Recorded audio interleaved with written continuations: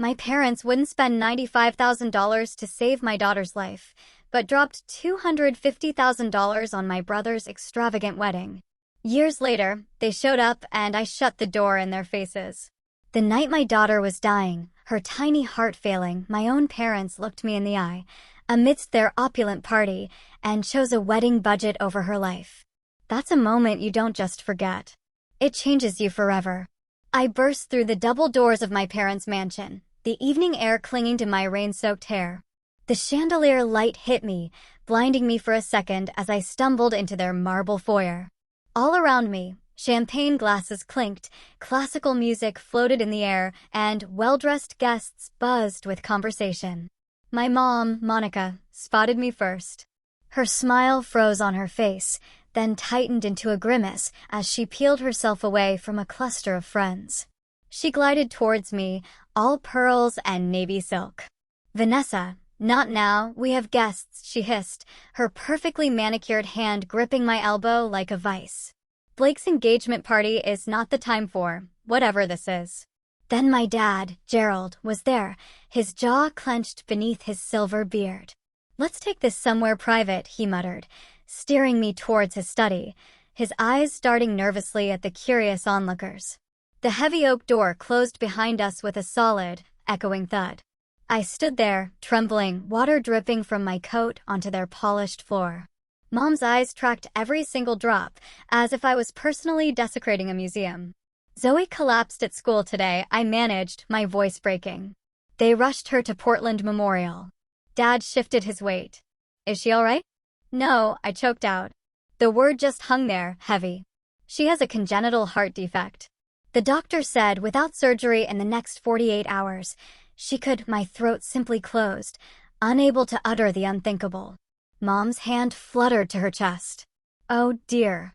Well, surely your insurance—" "I don't have insurance right now," I whispered, the shame burning hot on my cheeks. "The business has been struggling. I was going to enroll next month when a big client payment came through." Dad's face hardened. "How much?" $40,000. I forced the words out, each one a plea. "I've tried everything. The hospital payment plan only covers a fraction. The bank won't approve an emergency loan without collateral." I sank to my knees, something I swore I'd never do in front of them again. "I've never asked for anything. Not when Mark lost his job. Not when the roof leaked.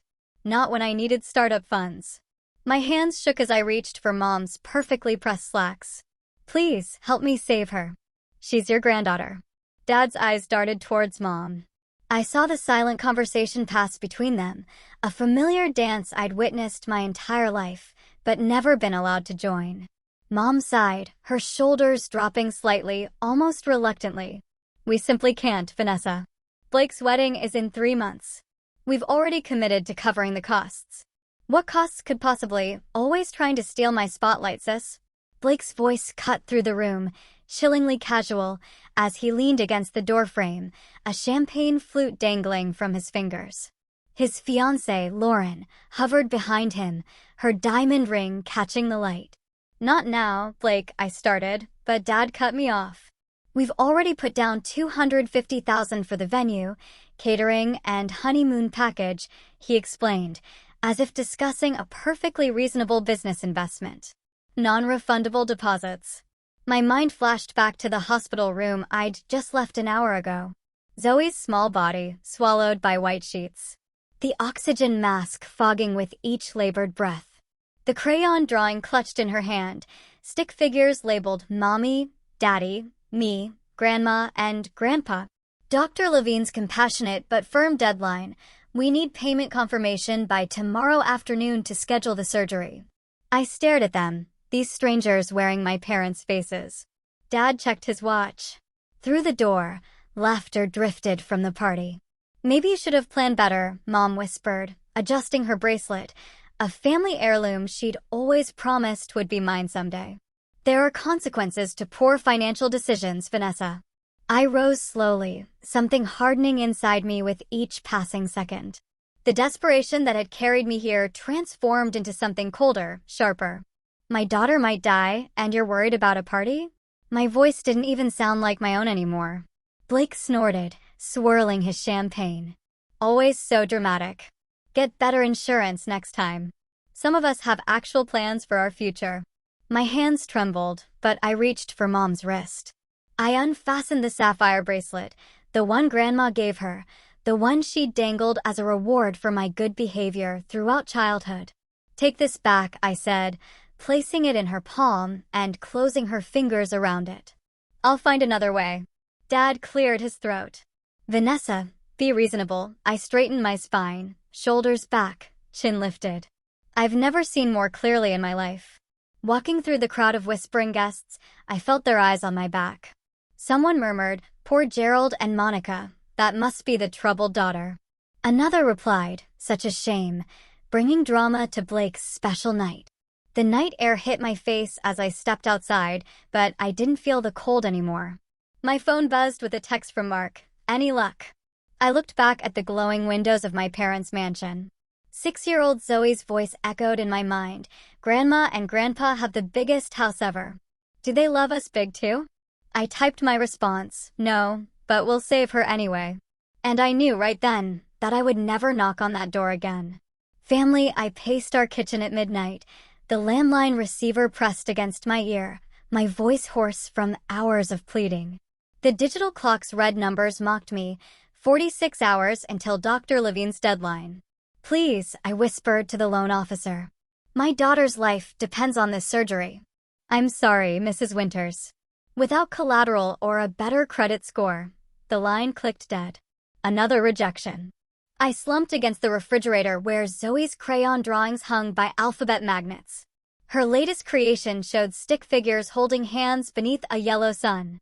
In the corner, she'd drawn a red heart with wobbly letters. I heart soup, Mommy. Mark entered the kitchen, his eyes hollow with exhaustion. He placed a crumpled check on the table. $8,000, he said quietly. Johnson finally bought the Mustang. I stared at the check. Mark had restored that '67 Mustang over 3 summers, working weekends while I built my business. It was his father's birthday gift when he turned 16, his pride and joy. Mark, you loved that car. He took my hand, his callous thumb tracing circles on my palm. I love Zoe more. I added the check to our pile, our life savings, Mark's 401k early withdrawal, the Mustang money. Still, we were $23,000 short. I dropped my head to the table. It's not enough. Mark's arms encircled my shoulders. We'll find a way. The doorbell rang at 6:13 a.m. I stumbled to answer it, still wearing yesterday's clothes. The mortgage rejection letter, which had stuck to my cheek all night, peeled free by static as I opened the door. Tom and Denise Winters stood on our porch. Mark's parents. Tom's weathered face was grim beneath his faded Carhartt cap. Denise clutched a worn leather purse against her floral dress. Tom. Denise. My voice cracked. It's early. Tom cleared his throat. Can we come in? In our living room, they perched awkwardly on the edge of the sofa. Tom's rough hands fidgeted with his cap. Denise's eyes drifted to the photo of Zoe on our mantelpiece, her gap-toothed smile, strawberry blonde pigtails. Mark appeared from the bedroom, surprise flickering across his face. Mom? Dad? What are you doing here? We heard what happened, Tom said, his gruff voice softening just a bit. Called yourself 3 times. Battery died, Mark mumbled, running a hand through his disheveled hair. Denise reached for her purse. How's our grandbaby? Stable, I answered, the medical terminology bitter on my tongue. For now. Tom shifted, his boots scuffing our worn carpet. We got the cabin in Montana. I blinked, confused. The cabin, their retirement dream. A 1-room structure on 5 acres of pine forest that Tom built with his own hands 20 years ago. What about it? Mark asked, bewildered. Tom exchanged a look with Denise. Sold it. Got a decent price. You what? Mark's voice rose, incredulous. Dad, that cabin was your everything. No, Tom said, his eyes, the same deep brown as Mark's, holding steady. Family is everything.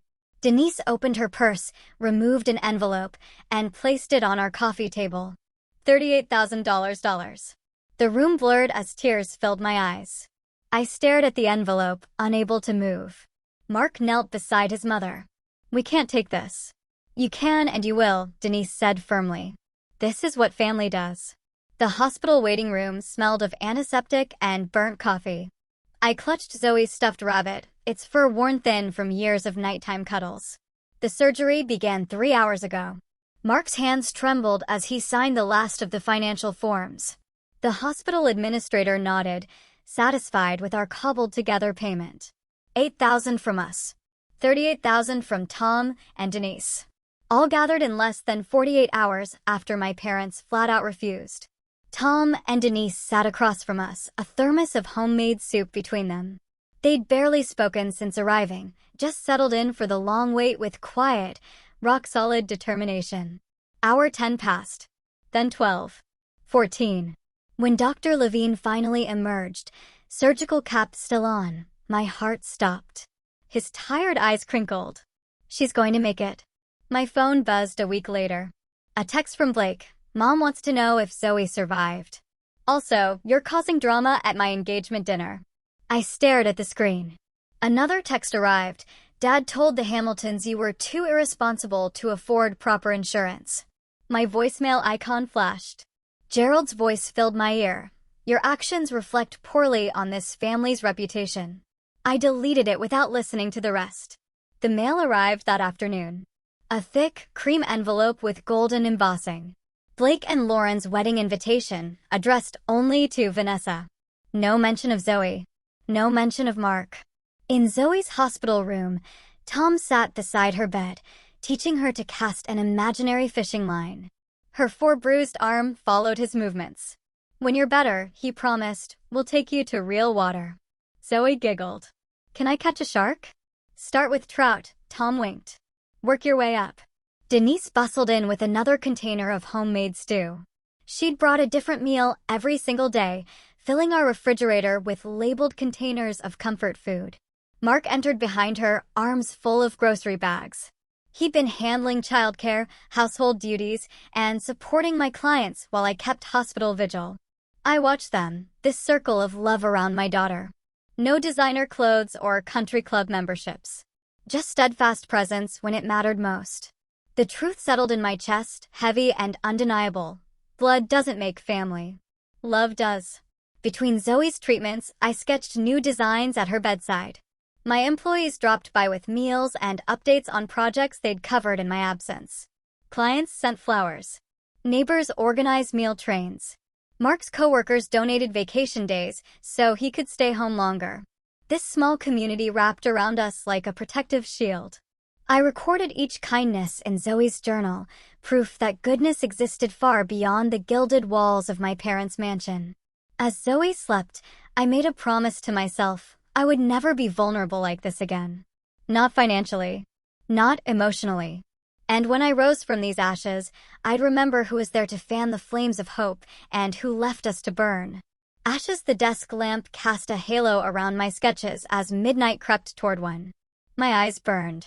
3 cups of cold coffee formed a half-moon around my workspace, casualties of concentration. Through the doorway, Zoe slept on the pull-out couch, her small chest rising and falling beneath her favorite Wonder Woman pajamas, a gift from Tom after her surgery 4 months ago. I stretched my cramping fingers and glanced at the wall calendar, red X's marching across the days. Mortgage payment, 2 weeks overdue. Electric bill, final notice. Design supplies, charged to the credit card already maxed from hospital bills. But we were still here. Still fighting. The scar on Zoe's chest had faded from angry red to pale pink. Her laughter filled our apartment again. The nightmares about beeping monitors and oxygen masks had mostly stopped for her anyway.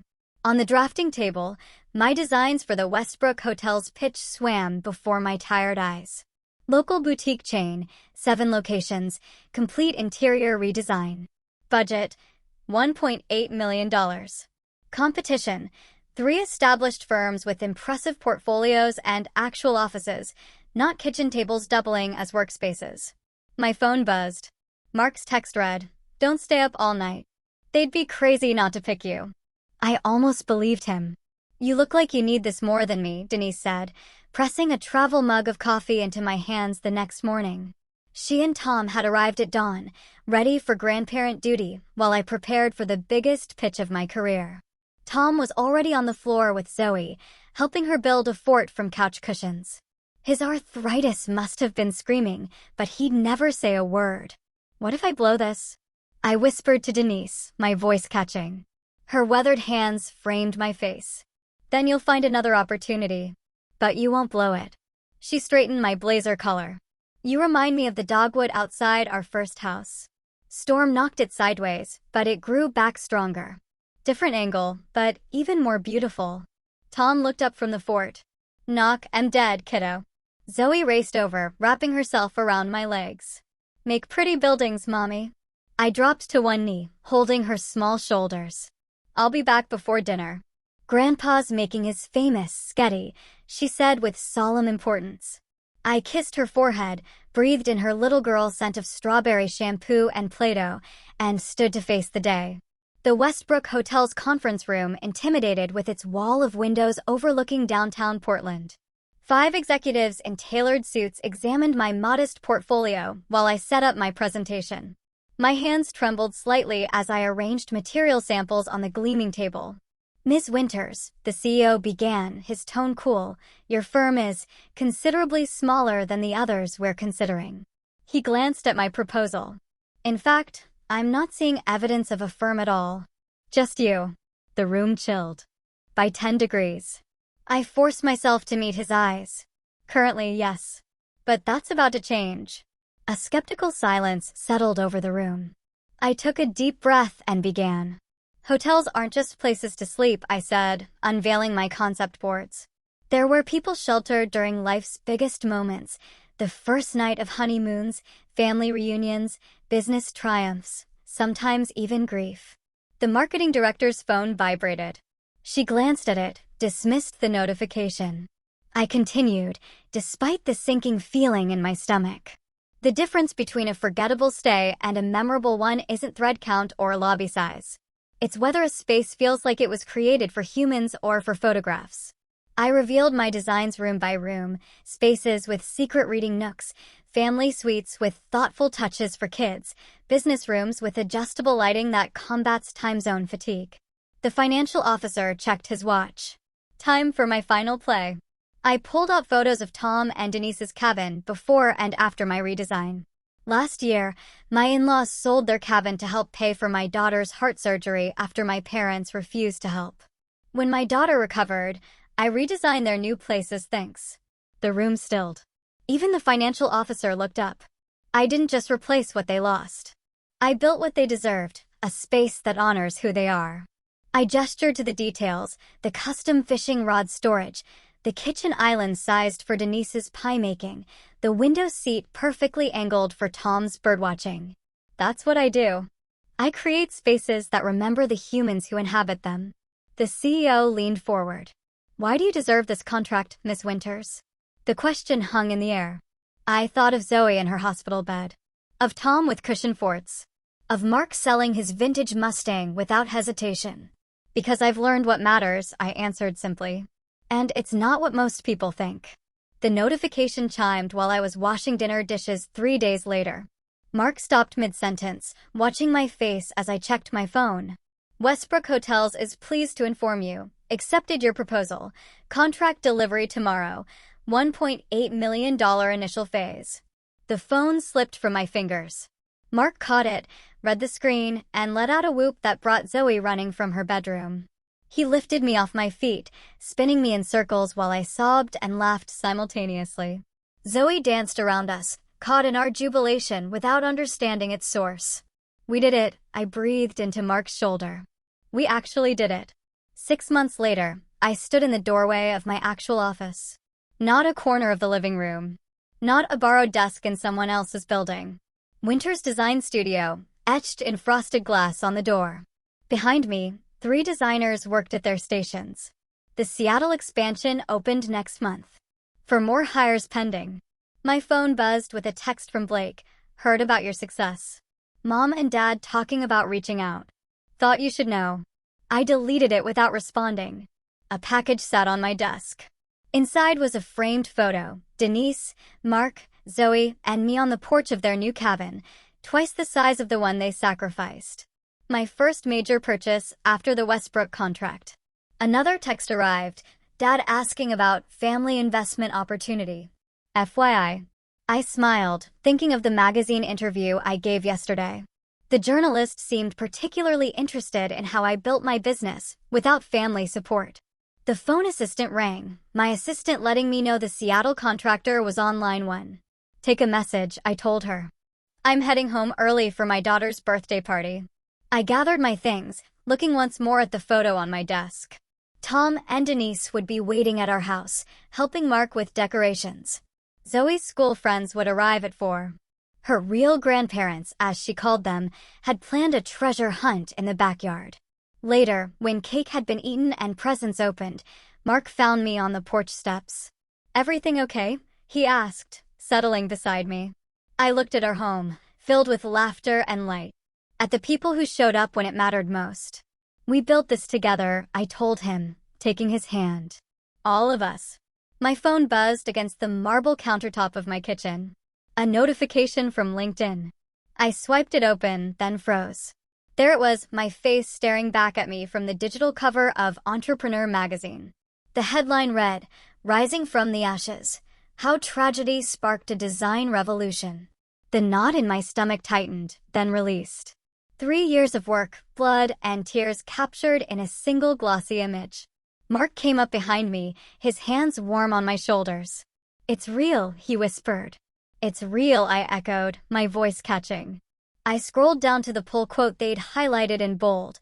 My own parents let my daughter suffer for a party. That's when I realized blood doesn't define family. The truth sat there, undisguised and raw. The words I spoke during the interview, without flinching. No pseudonyms, no vague references. Just the unvarnished reality of that rainy night when my parents chose Blake's wedding over Zoe's life. Any regrets? Mark asked, his thumb tracing circles on my shoulder blade. Not one. By afternoon, my phone wouldn't stop ringing. The article had been shared over 20,000 times. Business influencers I'd admired for years were praising my integrity in the face of impossible choices. 3 podcast invitations arrived before lunch. Mom, why is your picture everywhere? Zoe asked, her small finger pointing at my laptop screen where another share notification popped up. I lifted her onto my lap, her healthy heart beating against mine. Remember how I told you that sometimes stories help other people feel brave? She nodded, solemn. At 9, she understood more than I sometimes wished she did. Well, I told our story. The first hint of fallout came from an unexpected source. Elaine Withers, who sat on the same charity board as Monica. She called me directly. I don't know if I should tell you this, she started, voice lowered as if someone might overhear. The Palmers didn't come to the spring fundraiser. Gerald claimed they had another engagement, but Elizabeth saw them pull up to the country club, then turn around and leave when they spotted the Hendersons. I said nothing, letting her continue. Rumor has it their furniture store has lost 3 corporate accounts in the last month. People talk, Vanessa.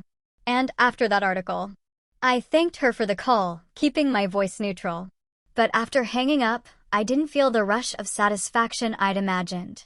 Just a hollow sort of completion, like turning the final page of a book you'd waited years to finish. A text from Lauren, Blake's wife of 2 years, arrived next. Just read your story. Blake never told me. Is it really true?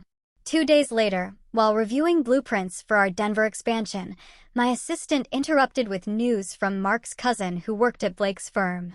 He didn't get the promotion, she said, eyes wide. Apparently his boss read the article and questioned his character and judgment. Blake threw a fit, accused you of sabotaging him.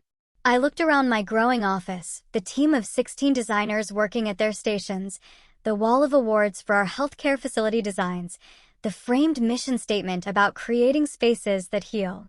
None of this was built on vengeance. All of it was constructed on the foundation that crisis revealed. By summer, our company opened offices in Denver and San Diego. The feature on Good Morning America focused not on family drama, but on our commitment to hiring single parents and providing full health care from day one of employment. Your health insurance policy costs more than industry standard, the interviewer pointed out. Doesn't that cut into your profits? I thought of Zoe's scar, a thin white line down her chest. Some costs are investments, not expenses. The Heart Foundation's first fundraiser raised enough for 12 children's surgeries. Tom gave a tearful speech about second chances, his weathered hands gripping the podium. Denise snapped photos of everything, her pride radiating brighter than the ballroom chandeliers. Our new home sat on 3 acres just outside the city. 6 bedrooms, a studio for my design work, and an east wing built specifically for Tom and Denise. The moving trucks had barely left when Zoe raced through the house, discovering each new room with gasps and giggles. I get to see Grandma and Grandpa every day, she shouted, running back to hug Tom's legs as he arranged books on a shelf. Mark watched from the doorway, arms crossed, eyes soft. Later, he found me on the back porch and handed me a glass of wine. You built this, he said simply. All of it. We built it, I corrected him, leaning into his solid presence. The news about Blake arrived through Lauren herself, standing at my office door without an appointment. I filed for divorce yesterday, she stated, twisting the diamond ring on her finger. After I read your article, I started seeing things differently. The way he talked about his colleagues, his contempt for anyone struggling. Then I found messages to a waitress. She shook her head. Your story gave me courage.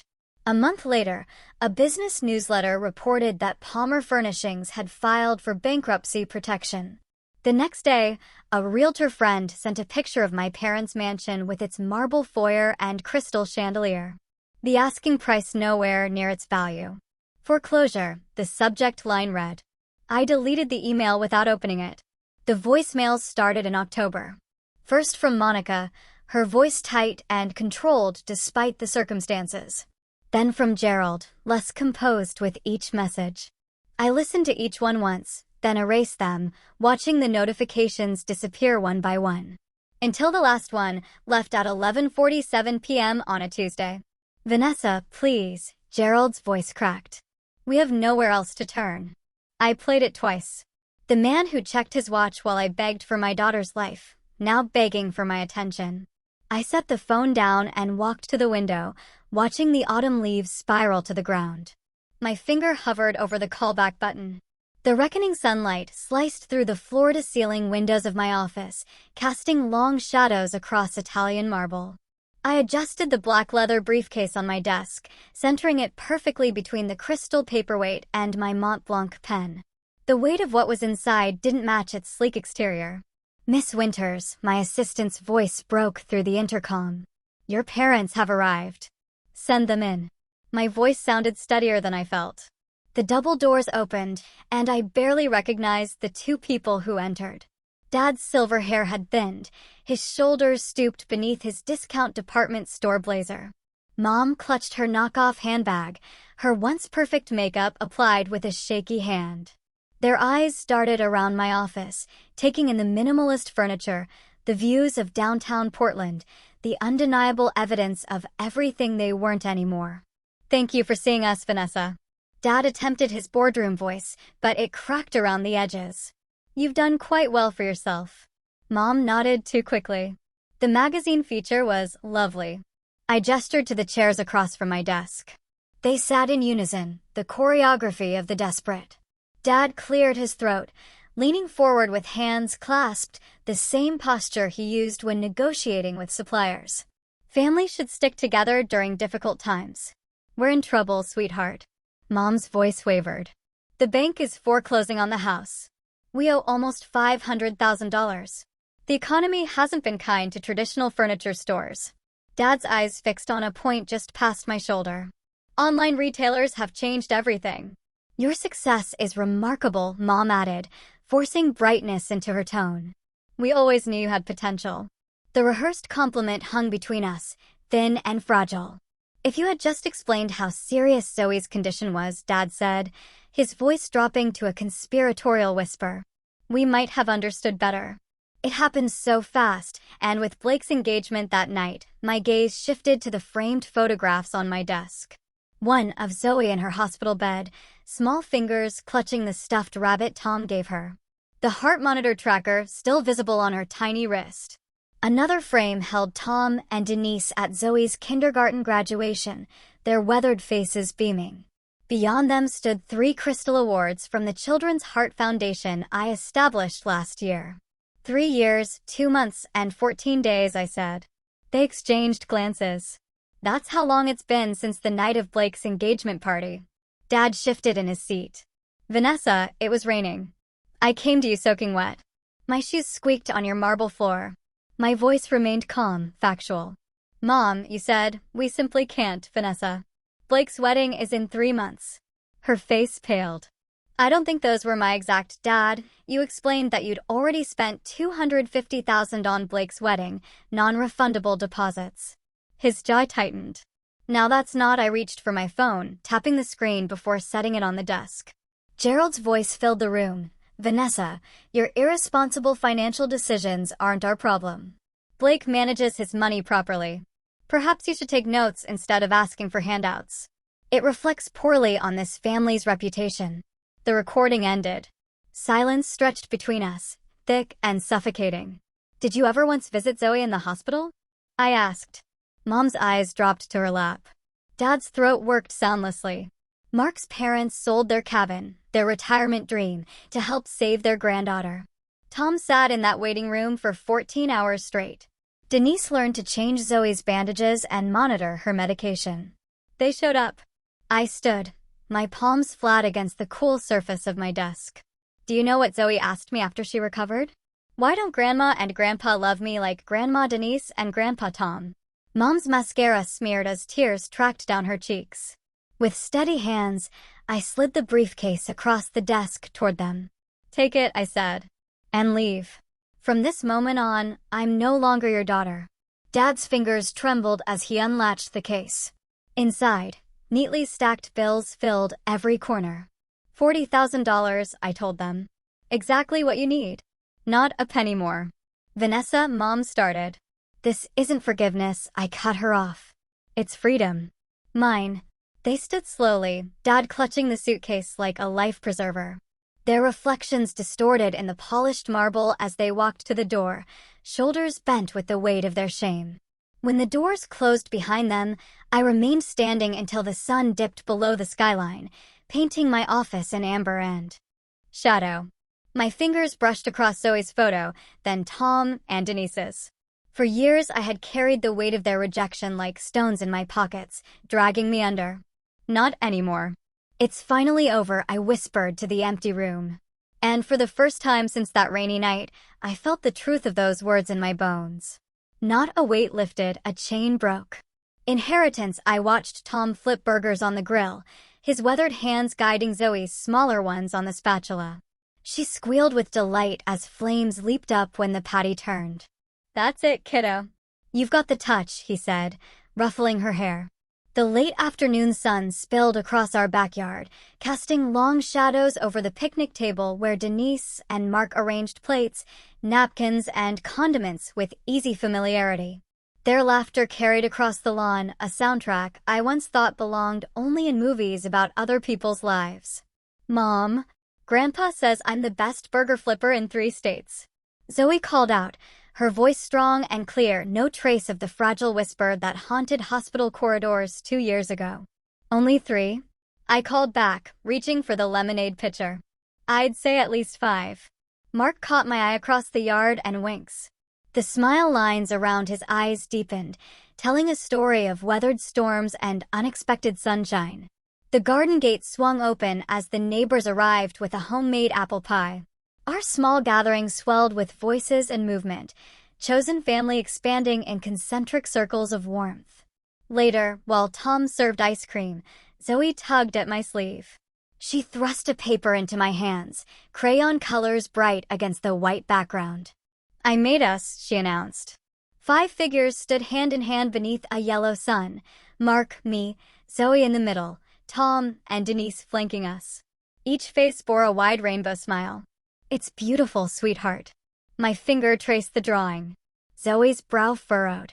Lily at school has 2 grandmas and 2 grandpas. How come I only have 1 set? The question caught in my throat. I knelt to meet her eyes, those eyes so like mine. Family isn't always about who shares your blood, I said, choosing words with the care of someone who knows their weight. Sometimes it's about who chooses to love you, no matter what. Her 7-year-old wisdom considered this. Like how Grandpa Tom taught me to fish in my hospital bed? Exactly like that. She nodded, satisfied, and ran off to help Denise serve pie. Mark handed me an envelope that arrived in today's mail. Lauren's return address surprised me. Inside, a card thanked me for the foundation grant funding her new therapy practice. She mentioned Blake was struggling, but finally facing his mistakes. My parents lived in a small apartment now, their mansion long gone. The mention stirred nothing in me, neither satisfaction nor sorrow. I watched my company's summer picnic set up in the park across the street, 50 employees, and their families gathering under banners announcing full healthcare coverage for all. 3 scholarship recipients from our design program helped arrange tables. Their backgrounds mirrored my own struggle, but their futures held more promise. From the porch steps, I observed Zoe at the piano Tom bought her last Christmas. Her fingers, once tethered to 4 lines, now danced across keys. The heart monitor that once tracked her survival sat in a memory box upstairs, a reminder of what almost was and what is. My gratitude journal lay open beside me. Today's entry simply read, "I have everything that matters." Golden light bathed all of us as the sun began its descent, not the cold gleam of wealth, but the warm glow of enoughness. I once thought revenge would feel like victory, the moment my parents realized what they'd lost. But true peace came from building something meaningful instead of destroying what hurt me. The greatest revenge wasn't in their downfall, but in creating a happiness they couldn't touch. My gaze swept over our mismatched, perfectly complete circle. Family isn't who owes you. It's who shows up.